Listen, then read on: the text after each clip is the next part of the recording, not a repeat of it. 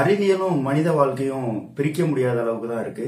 தெரிஞ்சோ தெரியாமலோ அறிவியலுக்கான விதிகளை மக்கள் பயன்படுத்திக்கிட்டு தான் வந்துட்டு இருக்காங்க ஆதி காலத்துல இருந்து. அப்படி பார்க்க போனாதான் அந்த மாதிரி நிறைய சினிமாக்கள் நிறைய வந்துருச்சு. ஸோ ஊடகத்தோட தாக்கம் இப்ப இருக்கக்கூடிய இந்த கான்டெம்பரரி வேர்ல்டு நிகழ்காலத்துல அதிகமாயிடுச்சு. அப்படி பார்க்க போனா நிறைய சினிமாக்கள் பாக்குறோம்னா நிறைய சயின்ஸ் அப்படின்ற விஷயங்கள் எடுத்துக்கலாம். அப்படி ஒரு சினிமாவில் வர்ற டைலாக் தான் கேட்போமே. சிங்கத்துல போட்டோல பாத்திருப்ப, சினிமால பாத்திருப்ப, டிவில பாத்திருப்ப, ஏன் கூண்டுல கூட பாத்திருப்ப. கம்பீரமா காட்டுல நடந்து பாத்திருக்கியா?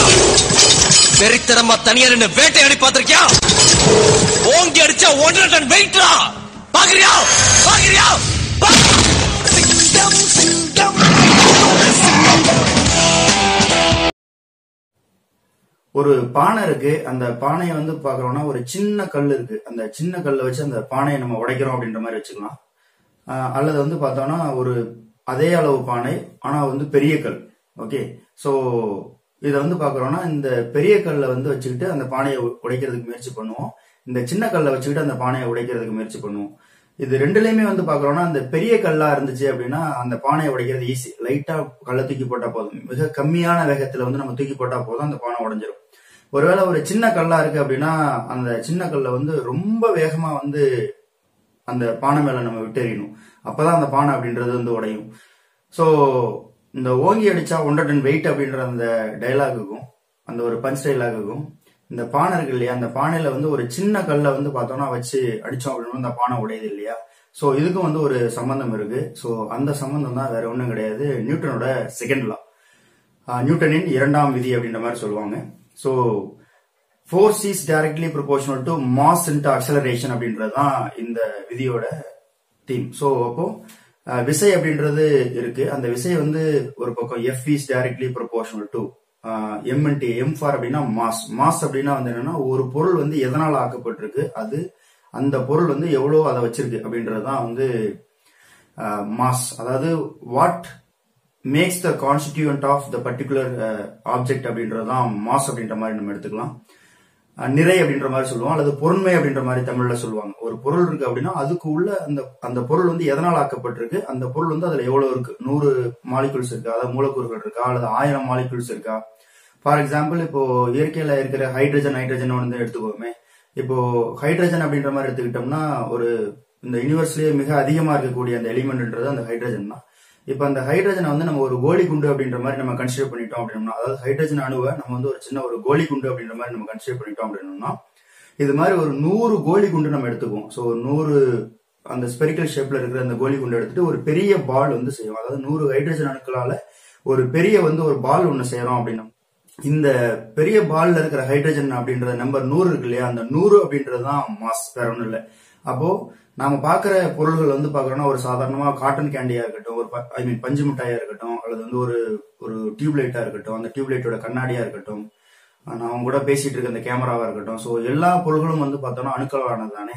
சோ அப்ப அந்த அணுக்கள்ல வித்தியாசமான அணுக்கள் இருக்கு. ஏன்னா இயற்கையில பாக்குறோம்னா 1ல இருந்து 92 வகையான இயற்கையான எலிமெண்ட்ஸ் எல்லாமே இருக்கு. சோ இதே மாதிரிதான் இந்த ஒரு பொருள் இருக்கு அப்படின்னா, இப்போ ஒரு சாதாரணமான ஒரு அரிசி இருக்கு அப்படின்னா, அந்த அரிசி அப்படின்றது எந்த ஒரு வேதிப்பொருளால் ஆனது, கார்போஹைட்ரேட் அப்படின்னோம்னா அதுல கார்போஹைட்ரேட்ல கார்பன் இருக்கு, ஹைட்ரஜன் இருக்கு, ஆக்சிஜன் இருக்கு. ஓகேவா. சோ இப்ப இதுதான் அதோட கார்பனுக்குன்னு சொல்லி ஒரு அணு இருக்கும், அதே மாதிரி ஹைட்ரஜனுக்குன்னு ஒரு அணு இருக்கும், ஆக்சிஜனுக்குன்னு சொல்லி ஒரு அணு இருக்கும். இது மூணுமே சேர்ந்ததுதான் இந்த கார்போஹைட்ரேட் மூலக்கூறுகள் அப்படின்னு சொல்லி சொல்றது. சோ இந்த கார்போஹைட்ரேட் மூலக்கூறுகள் இந்த ஒரு அரிசி கிரெயின்ல எவ்வளவு இருக்கு அப்படின்றதான் அதோட மாஸ், அந்த அரிசியோட மாஸ் அப்படின்ற மாதிரி நினைச்சுக்கலாம், அல்லது அந்த அரிசியோட பொருண்மை அப்படின்ற மாதிரி நினைச்சுக்கலாம். சோ விசை நம்ம பார்த்துட்டோம், மாஸ் அப்படின்றத பார்த்துட்டோம். அடுத்த செக்மெண்ட் பார்த்தோம்னா அக்சலரேஷன். இந்த அக்சலரேஷன் அப்படின்னா என்னன்னா முடுக்கம் அப்படின்ற மாதிரி தமிழ்ல சொல்லலாம். சோ முடுக்கம் அப்படின்னா என்னன்னா ஒரு வெக்டார் யூனிட், அதாவது ஒரு நம்பரும் இருக்கணும், அதே சமயம் அதுக்கு ஒரு டைரக்ஷனும் இருக்கணும். இப்போ ஒருத்தர் 10 கிலோமீட்டர் ஸ்பீடுல கிழக்கு திசையை நோக்கி பயணிக்கிறாரு, அல்லது தெற்கு திசையை நோக்கி பயணிக்கிறாரு அப்படின்ற மாதிரி நம்ம சொல்றோம்னா, அந்த திசை அப்படின்றது இருக்கு இல்லையா. So direction. சோ இதுதான் நம்ம திசை வேகம் அப்படின்ற மாதிரி சொல்லுவோம். தட் மீன்ஸ் ஒரு திசை இருக்கணும், ஒரு வேகம் இருக்கணும் அப்படின்னோம்னா திசை வேகம் தமிழ்ல சொன்னோம்னா திசையும் வேகமும் இருக்கிற அந்த கான்ஸ்டன்ட் தான் வெலாசிட்டி அப்படின்ற மாதிரி எடுக்கிறோம்.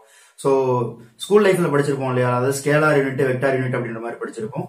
நியூமரிக்கல் வேல்யூ மட்டும் இருந்துச்சுன்னா அது ஸ்கேலார். ஓகேவா? இப்ப நான் அந்த இடத்துல நின்று இருக்கேன் அப்படின்னா ஜஸ்ட் என்னோட மாஸ் அப்படின்றது வந்து ஒரு ஸ்கேலார் யூனிட். ஃபார் எக்ஸாம்பிள் இப்ப நம்ம அந்த ஹைட்ரஜன் பால் பார்த்தோம் இல்லையா, அந்த ஹைட்ரஜன் பால்ல வந்து பாக்குறோம்னா அந்த குட்டி குட்டி ஹைட்ரஜன் பால்லாம் 100 சேர்ந்து தானே அந்த ஒரு பெரிய பாலை கொடுத்துருக்கு. சோ அப்ப அந்த 100 அப்படின்றது மாஸ், ஐ மீன் 100 அப்படின்றது வந்து பாத்தோம்னா ஒரு ஸ்கேலார் யூனிட். ஏன்னா அந்த 100ன்றது நியூமரிக்கல் தானே, நம்பர் தானே. சோ அப்படி வச்சுக்கலாம். அடுத்தது இந்த ஸ்கேலாரோட சேர்த்து ஒரு, ஐ மீன் இந்த நியூமரிக்கல் டேட்டாவோட சேர்த்து ஒரு திசையும் வந்து கிடைச்சது அப்படின்னா அதை வந்து வெக்டார்னு சொல்லுவோம். சோ அப்போ எப்படின்னா அந்த ஹைட்ரஜன் பால் 100 இருக்கு இல்லையா, அது வந்து வடக்கு திசையை நோக்கி நகர்ந்து போகுது, இவ்வளவு ஸ்பீட்ல நகர்ந்து போகுது அப்படின்னு சொல்லி சொன்னோம்னா அந்த திசை அப்படின்ற விஷயத்த நம்ம சேர்க்கிறோம் அப்படின்னோம்னா அதான் வந்து வெக்டார். ஓகே, சோ அப்போ ஸ்பீடு அப்படின்றது ஸ்கேலார் யூனிட், வெக்டார் அப்படின்றது என்ன அப்படின்னா ஸ்பீடு வித் டைரக்ஷன் வந்து இருக்கணும், ஒரு டைரக்ஷன் வந்து இருக்கணும் அதோட சேர்த்து அப்படின்னு பார்த்தோம்னா வெலாசிட்டி அப்படின்றது வெக்டார் யூனிட்டா வரும். வெக்டார் அப்போ வெலாசிட்டி அப்படின்னா தமிழ்ல என்ன சொல்லுவோம், திசை வேகம் அப்படின்ற மாதிரி சொல்லுவோம். அப்ப திசையும் இருக்குது, அதுக்கு வேகமும் இருக்கு. ஓகே, வேகம் அப்படின்றது ஸ்கேலார் யூனிட், திசை அப்படின்றது டைரக்ஷன் வந்ததுனால மொத்தமா சொல்ற போனோம் வெலாசிட்டி அப்படின்னு சொல்ல போனோம்னா அது வந்து வெக்டார் யூனிட் அப்படின்ற மாதிரி நம்ம சொல்லிக்கலாம். சோ இந்த திசைவேக மாறுபாட்டு வீதம் அப்படின்றதான் நம்ம முடுக்கம் அப்படின்ற மாதிரி சொல்லுவோம், அல்லது அக்சலரேஷன் அப்படின்ற மாதிரி நம்ம சொல்லுவோம். அப்ப திசைவேக மாறுபாட்டு வீதம், திசைவேகத்துல இருக்கிற திசை மாறணும், இல்ல அப்படின்னா வந்து வேகம் மாறணும், இல்ல ரெண்டுமே மாறணும். அப்படிதான் அது அப்படி மாறுனுச்சுனாதான் அதை வந்து நம்ம அக்சலரேஷன் அப்படின்ற மாதிரி சொல்லுவோம் இல்லையா, அதாவது முடுக்கம் அப்படின்ற மாதிரி சொல்லுவோம். இப்ப நம்ம சொன்ன இந்த ஃபார்முலால வந்து பார்த்தோம்னா F is directly proportional to m into a அப்படின்ற ஃபார்முலால ஒண்ணு, அதாவது இந்த ரிசல்டன்ட் விசை அப்படின்றது எப்படி இருக்கும் அப்படின்னோம்னா ஒண்ணு வந்து மாஸ் அதிகமா இருக்கணும், இல்ல அப்படின்னா அக்சலரேஷன் வந்து அதிகமா இருக்கணும். சோ இப்போ ஃபார் எக்ஸாம்பிள் இப்போ 10x20 அப்படின்ற மாதிரி வச்சுட்டோம் அப்படின்னாலுமே 20x10 அப்படின்னாலுமே வந்து ரிசல்ட் வந்து ஒண்ணுதானே. சோ இதே மாதிரிதான் வந்து பாக்குறோம்னா ஒண்ணு சின்ன பொருளா இருந்துச்சுன்னா அது வேகமான சின்ன பொருள் அப்படின்றது மாஸ் கம்மியா இருக்கிறது. சோ அது வந்து வேகமா வந்துச்சு, ரொம்ப வேகமா வந்துச்சு அப்படின்னா அது வந்து என்ன எஃபெக்டை வந்து ஏற்படுத்துமோ அதே மாதிரி வந்து பார்த்தோம்னா பெரிய பொருள் வந்து கம்மியான ஸ்பீட்ல வந்து வந்தாலும் அதே எஃபெக்ட் வந்து ஏற்படுத்தும் அப்படின்றதுதான் இந்த நியூட்டனோட செகண்ட் லா வந்து சொல்லுது. சோ இதெல்லாம் வந்து பாக்குறோம் அப்படின்னா ஓங்கி அடிச்சா 110 வெயிட்ல வந்து பாக்குறோம்னா ஃபார் எக்ஸாம்பிள் ஜஸ்ட் வந்து ஒரு ஸ்டிக் இருக்கு, அந்த ஸ்டிக்கை வந்து சாதாரண அப்படி லைட்டா டச் பண்றோம் அப்படின்னோம்னா இதோட விசை, இந்த ஸ்டிக் அப்படின்றதுக்கான மாஸ் அப்படின்றது வந்து மாறல. சாதாரணமா கம்மியா டச் பண்றோம் அப்படின்னோம்னா கம்மியான ஸ்பீட்ல டச் பண்றோம்னா அதோட பாதிப்பு அப்படின்றது கம்மியா இருக்கும்.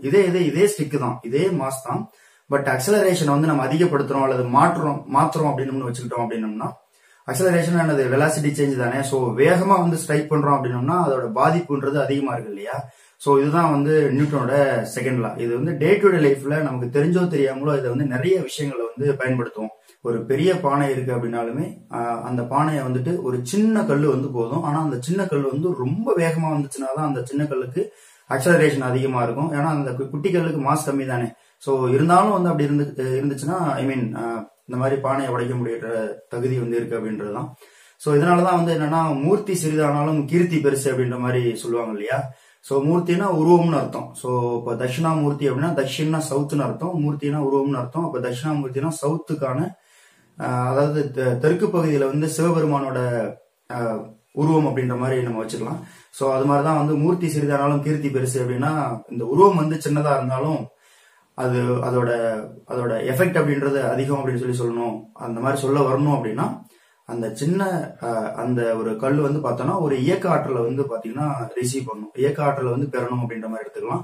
சோ அப்ப இயக்க ஆற்றல் அப்படின்னா என்னன்னா ஒரு பொருள் வந்து நகர்றதுனால அதுக்கு கிடைக்கிற ஒரு ஆற்றல் தான் வந்து பார்த்தோம்னா இயக்க ஆற்றல். சோ அப்போ எப்போ வந்து ஒரு சின்ன கல்லா இருந்தாலும் அது வேகமா நகருதோ அதுக்கு எனர்ஜி வந்து ரொம்ப ஜாஸ்தியா இருக்கு. சோ அதனாலதான் வந்து அதோட எஃபெக்ட் வந்து ஃபோர்ஸ், ரிசல்டன்ட் ஃபோர்ஸ் அப்படின்றது அதிகமா இருக்கு அப்படின்ற மாதிரி வச்சிடலாம். சோ அதே மாதிரிதான் சரி நம்ம வந்து நம்மளோட சோசியோ எக்கனாமிக் பேக்ரவுண்டு, நம்மளோட ஸ்டேட், ரிலீஜன், இது வந்து எதுவா இருந்தாலும் சரி நமக்கு திறமைகள் வந்து கம்மியா இருக்கலாம், அல்லது நம்மளோட பொட்டன்ஷியல் வந்து ஒருவேளை நம்மளோட மொத்த சோசியோ எக்கனாமிக் பேக்ரவுண்டே கம்மியா இருக்கலாம். இருந்தாலும் வந்து நம்ம வேகமா நம்ம நகர்ந்துகிட்டு லைஃப்ல வந்து அடுத்தடுத்த கட்டத்துக்கு நம்ம நகர்ந்துகிட்டே இருக்கிறோம் அப்படின்னோம்னா நமக்கான எனர்ஜி ஜாஸ்தி அப்படின்ற மாதிரி எடுத்துக்கலாம். சோ இதை வந்து ஸ்டூடெண்ட்ஸ்க்கு வந்து நம்ம சொல்றோம் அப்படின்னோம்னா அவங்களுக்கான திறமைகள் வந்து பார்த்தோம்னா ஞாபக சக்தியோ அல்லது வந்து பாக்குறோம்னா ஒரு புரிஞ்சிக்கக்கூடிய தன்மையை வந்து கம்மியா கூட இருக்கலாம். சோ பை பர்த் வந்து அந்த மாதிரி கம்மியா இருக்கலாம். But over a period of time வந்து நம்ம ஸ்டெப் பை மார்ச் பாஸ் பண்ற மாதிரி வந்து நகர்ந்துகிட்டே இருக்கிறோம், வந்து அப்படி நகர்ந்துகிட்டே இருக்கிறோம், படிச்சுக்கிட்டே இருக்கிறோம் அப்படின்னா அதுக்கான எனர்ஜி நம்ம லைஃப்ல வந்து கெயின் பண்ண முடியும். சோ அதனால லைஃப்ல அடுத்த கட்டத்துக்கு போக முடியும் அப்படின்றதான் நியூட்டனோட செகண்ட் லால இருந்து நம்ம தெரிஞ்சுக்கிற விஷயம். சோ இதுதான் நம்ம டைலாக்ல இருந்து கத்துக்கிற ஓங்கி அடிச்சா 1.5 டன் வெயிட். நியூட்டனோட செகண்ட் லா.